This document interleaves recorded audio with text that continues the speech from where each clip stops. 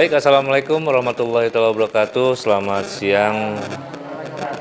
Baik, selamat siang. Salam sejahtera buat kita semua. Yang saya hormati Ibu Kepala Sekolah dan Bapak Ibu Wakil Kepala Sekolah, juga rekan-rekan guru dan warga sekolah. Dalam hal ini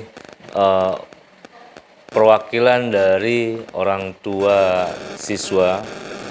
Pada kesempatan kali ini izinkan saya memperkenalkan diri, yaitu yang sebelah kiri saya, Bapak Arif Rahman selaku calon guru penggerak Angkatan 5, kemudian Ibu Leni calon guru penggerak Angkatan 5, dan Ibu Esti calon guru penggerak Angkatan 5, dan saya sendiri Hermanto calon guru penggerak Angkatan 5. Baik Bapak Ibu semuanya, pada kesempatan kita hari ini kami berempat akan berdiskusi tentang bagaimana pemetaan aset sekolah yang bisa mendukung proses belajar mengajar di sekolah SDN Kelapa Gading Barat 01. Tentunya semua ini demi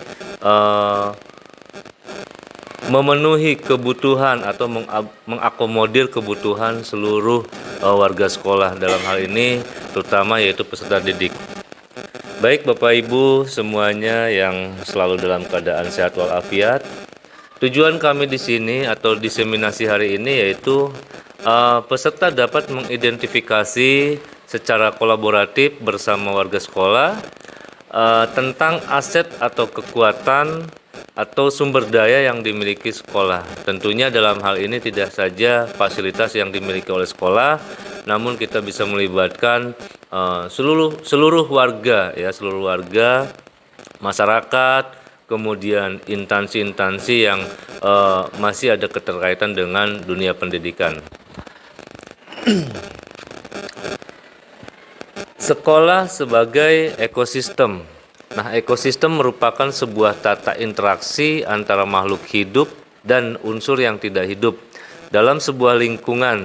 Jika diibaratkan sebagai sebuah ekosistem, maka sekolah adalah sebuah bentuk interaksi, yaitu antara faktor biotik, yaitu unsur yang hidup seperti murid, guru, kepala sekolah, kemudian tendik, pengawas, orang tua murid, masyarakat sekitarnya, kemudian dinas terkait atau pemerintah daerah.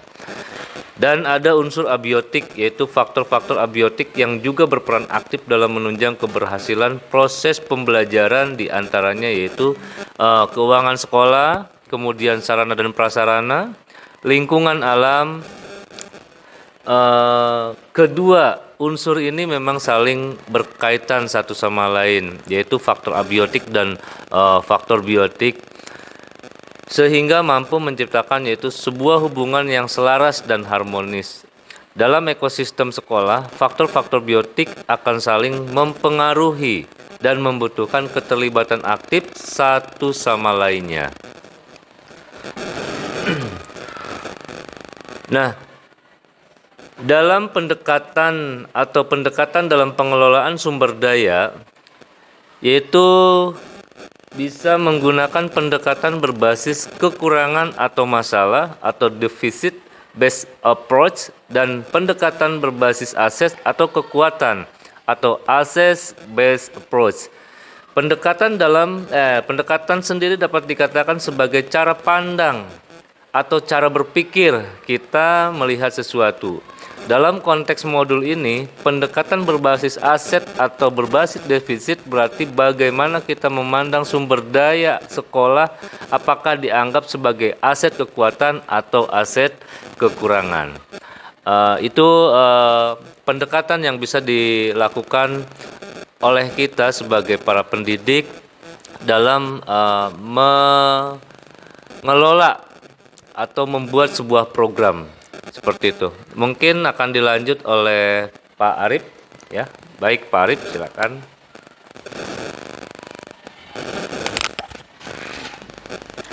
Baik, terima kasih Pak Hermanto. Baik, kita lanjut ya Bapak Ibu ya. Sekarang tentang tadi kan sudah dijelaskan ada dua pendekatan, yang berbasis masalah dan berbasis kekuatan. Sekarang saya akan menjelaskan tentang pengertian dari pendekatan berbasis kekurangan masalah. Yang tadi Pak Her. Geser yang tadi masih. Oke, pendekatan ini akan memusatkan perhatian kita pada apa yang mengganggu, apa yang kurang, dan apa yang tidak berfungsi dengan baik. Kita mengeluhkan banyak fasilitas sekolah yang tidak berfungsi baik. Misalnya buku ajar yang tidak lengkap, atau sekolah yang tidak memiliki laboratorium, dan sebagainya. Nah, kekurangan yang dimiliki mendorong cara berpikir negatif. Sehingga fokus kita adalah bagaimana mengatasi semua kekurangan atau apa yang menghalangi tercapainya kesuksesan yang ingin diraih. Nah, semakin lama secara tidak sadar kita menjadi seorang yang tidak nyaman, curiga, dan menjadikan kita buta terhadap potensi dan peluang yang ada di sekitar kita. Padahal banyak kekuatan yang kita punya, tapi karena kita pemikirannya berbasis masalah, jadi yang dipikir bagaimana mengatasi masalah, hambatannya ini bagaimana, seperti itu ya. Lanjut, boleh ini. Ini malah ke samping nih, salah. Yang kedua adalah pendekatan berbasis aset atau kekuatan. Nah, pendekatan ini merupakan cara praktis kenali hal-hal yang positif dalam kehidupan. Dengan menggunakan kekuatan sebagai tumpuan berpikir, kita diajak untuk memusatkan perhatian pada apa yang berjalan dengan baik, yang menjadi inspirasi, yang menjadi kekuatan ataupun potensi yang positif. Pendekatan berbasis aset ini juga digunakan sebagai dasar dari paradigma inquiry apresiatif, di mana paradigma inquiry apresiatif ini percaya bahwa setiap orang memiliki inti positif yang dapat memberikan kontribusi pada keberhasilan. Inti positif ini merupakan potensi dan aset sekolah. Jadi kalau pemikirannya berbasis aset, jadi kita memanfaatkan apa yang kita punya menjadi sebuah program atau kegiatan yang berpihak pada murid. Lanjut ya Bapak Ibu. Nah, ini adalah perbedaan pendekatan berbasis kekurangan dan pendekatan berbasis kekuatan. Saya bacakan hanya beberapa saja ya. Misalnya nih, kalau yang berbasis hambatan itu fokus pada masalah dan isu, sedangkan yang berbasis kekuatan itu fokus pada aset dan kekuatan. Yang lainnya berkutat pada masalah utama, sedangkan yang berbasis kekuatan itu membayangkan masa depan dan sebagainya. Ini Bapak Ibu bisa dilihat di depan sini. Perbedaan dari kedua pendekatan ini. Kita lanjut ya Bapak Ibu ya. Nah, ada satu lagi pendekatan ABCD, Asset Based Community Development. Nah, pendekatan ini adalah yang selanjutnya akan disebut dengan pengembangan komunitas berbasis aset. Pendekatan ini memberikan nilai lebih pada kapasitas, kemampuan, pengetahuan, jaringan, dan potensi yang dimiliki oleh komunitas. Pendekatan PKBA ini menekankan dan mendorong komunitas untuk dapat memberdayakan aset yang dimiliki serta membangun keterkaitan dari aset-aset tersebut agar menjadi lebih berdaya guna. Jadi sekolah termasuk komunitas tersebut ya. Bisa juga dengan sekolah-sekolah di satu gugus, satu kecamatan, dan seterusnya. Lanjut. Sekarang mengenai pemetaan aset sekolah atau modal sekolah. Nah, materi ini adalah yang utama di sekolah ya. Bagaimana kita sebagai sebuah komunitas ya, tadi dikatakan sekolah adalah sebuah komunitas, dapat memanfaatkan sumber daya yang dimiliki sama seperti komunitas pada umumnya. Pemanfaatan sumber daya yang dimiliki sekolah dapat memanfaatkan konsep yang digunakan pada pendekatan pengembangan komunitas berbasis aset. Menurut Green dan Haynes, tahun 2016 ada 7 pemetaan aset atau modal utama. Ya ini ya, Bapak Ibu, nanti selanjutnya akan dijelaskan oleh Ibu Leni Wamiliana. Silakan kepada Ibu Leni Wamiliana. Baik Bapak Ibu, selanjutnya saya bacakan 7 kerangka pemetaan aset modal sekolah menurut Green dan Haynes 2016. Yang pertama yaitu modal manusia, yang kedua modal sosial, yang ketiga modal politik, dan yang keempat modal lingkungan, Kemudian yang kelima modal finansial, yang keenam modal fisik, yang ketujuh modal agama dan budaya. Baik, selanjutnya Pak Arif. Ya, ini adalah aset-aset yang ada di SDN Kelapa Gading Barat 01 ya Ibu Bapak. Yang pertama tadi yaitu modal manusia. Pemetaan modal atau aset individu merupakan kegiatan menginventaris pengetahuan, kecerdasan, dan juga keterampilan yang dimiliki setiap warganya dalam sebuah sekolah dan sekitarnya. Contoh-contohnya, Bapak Ibu mungkin ada yang tahu kira-kira untuk modal manusia siapa aja ya? Iya, Ibu? Iya, betul, kepala sekolah. Ada lagi, Bu? Iya, betul, orang tua murid, terus? Ya. Ya, bisa. Ada lagi Bapak Ibu?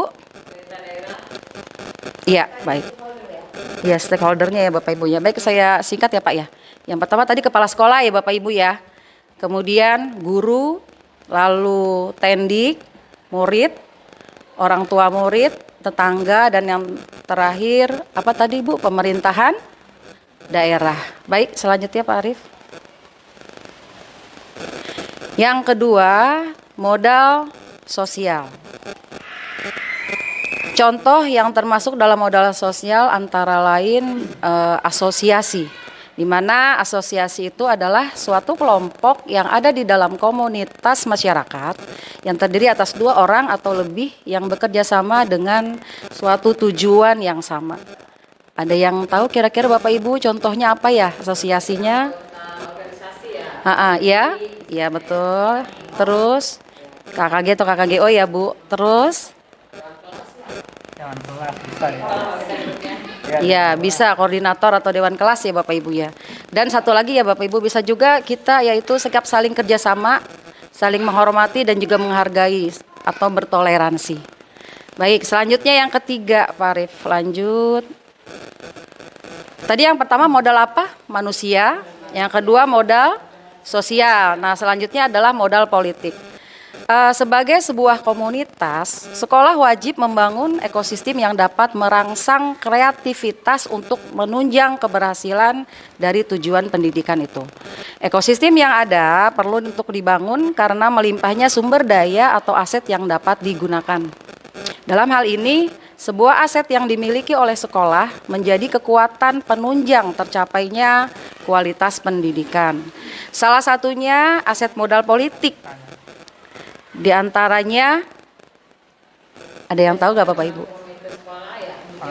Bisa, iya betul, bentuk kerjasama ya Bu ya sama komite sekolah. Kemudian ada juga kalau yang suka meriksa kesehatan ke sekolah Bu.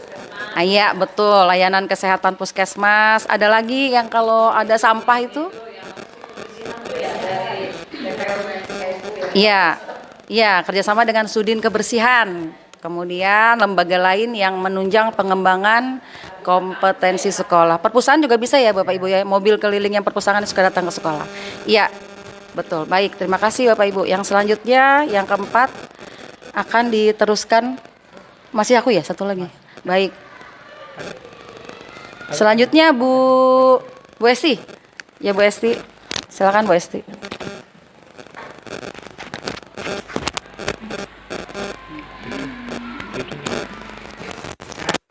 Terima kasih Bu Leni. Belum pada ngantuk kan ya? Biasanya kalau udah akhir-akhir sih udah pada ngantuk. Ya, bisa kita lanjutkan ya untuk modal keempat. Ya, modal lingkungan. Sekolah kita kan emang ada di wilayah Jakarta Utara ya. Letaknya itu di dalam komplek perumahan Angkatan Laut. Di dalam komplek dekat sekolah terdapat danau buatan yang biasanya dipakai untuk memancing. Sebagian sisanya dipakai untuk pemandangan sebuah restoran. Udah tahu kan ya? Yang deket food court. Nah, ya. Di dalam komplek terdapat tempat olahraga juga Angkatan Laut, di mana di dalamnya terdapat lapangan sepak bola, terus banyak lagi ya ibu-ibu ya. Aula, terus kolam renang, apalagi? Atletik ya. Ya. Nah, biasanya juga bisa kita manfaatkan, siswa-siswa kita juga biasanya juga memanfaatkan fasilitas yang ada kan, walaupun mungkin berbayar mungkin ya. Terus ya, ada juga Toserba, ada food court, ada butik, terus ada apa? Pipal ya di situ. Nah, di sekolah kami terdapat kolam buatan yang dijadikan untuk berternak ikan. Ada ikan lele, ikan gurame, ikan nila, banyak lah ya gitu kan ya. Hah? Oh, ikan bandeng baru mau mulai ya. Bismillah, insya Allah. Terus, ada juga bank sampah yang menghasilkan pupuk komposting yang sudah dijual dan menghasilkan income. Ada juga apotek hidup yang waktu itu kita buat di samping-samping sini ya, pohon toga. Adanya tanaman buah yang sudah menghasilkan banyak buah seperti mangga, ya, nangka, terus sao, ya, kelapa juga, ya.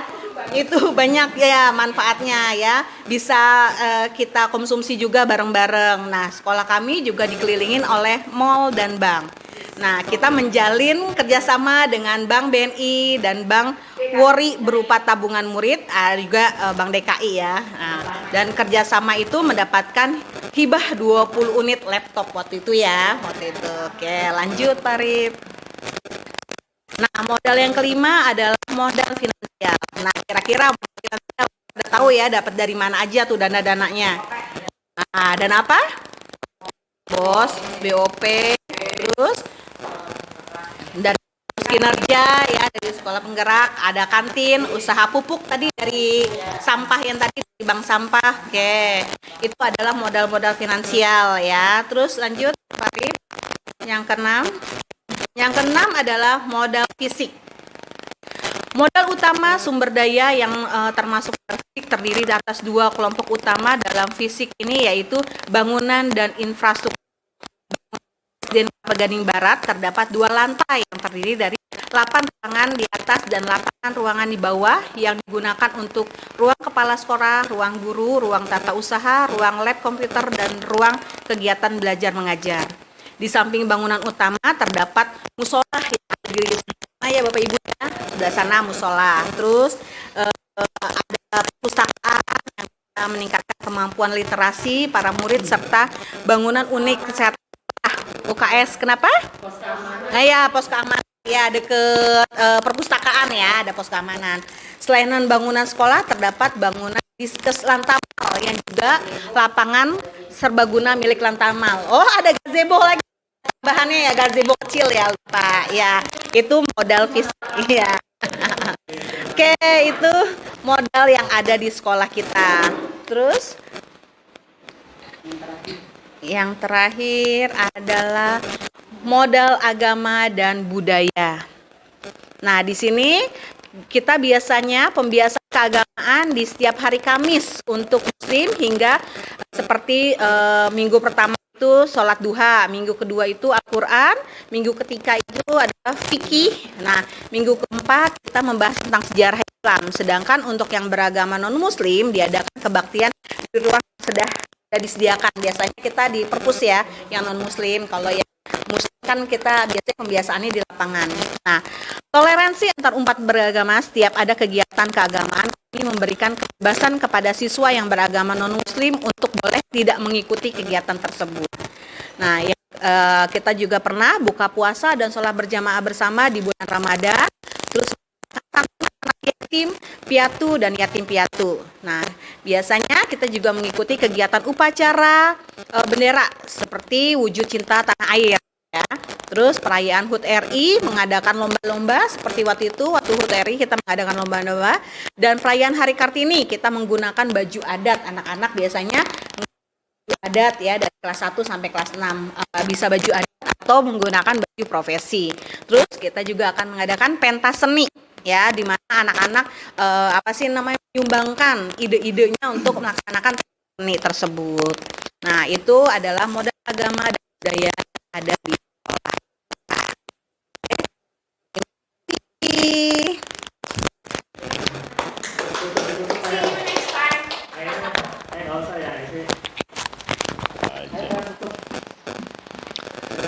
Baik, terima kasih Ibu Esti Bapak Arif dan juga Ibu Leni.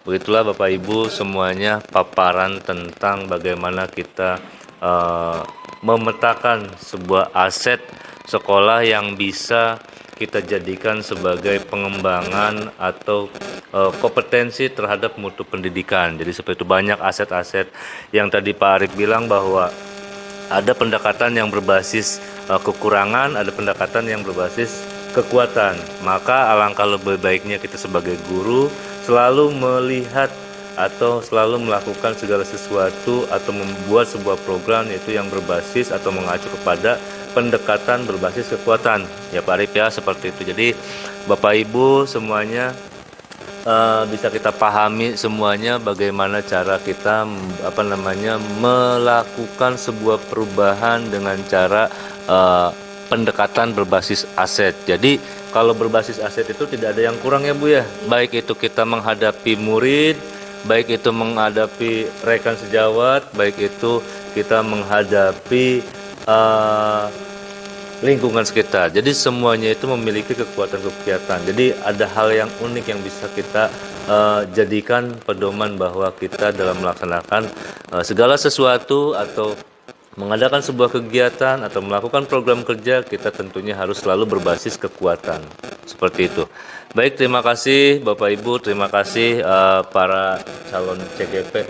Ini kayak pasti aja. Jadinya kok jadi ngomong. Nanti di crop. Terima kasih juga Ibu Kepala Sekolah dan Ibu Bapak Wakil Kepala Sekolah yang telah mensupport kami dalam mempresentasikan yaitu pemetaan aset sekolah dengan menggunakan pendekatan berbasis kekuatan. Saya Herman mewakili teman-teman. Apa Pak? Menutup apa? Baik teman, nanti di crop ya. Baik Bapak Ibu semua, itulah presentasi dari kami terkait pemetaan aset berbasis kekuatan. Terima kasih semuanya. Saya akhiri. Wassalamualaikum warahmatullahi wabarakatuh.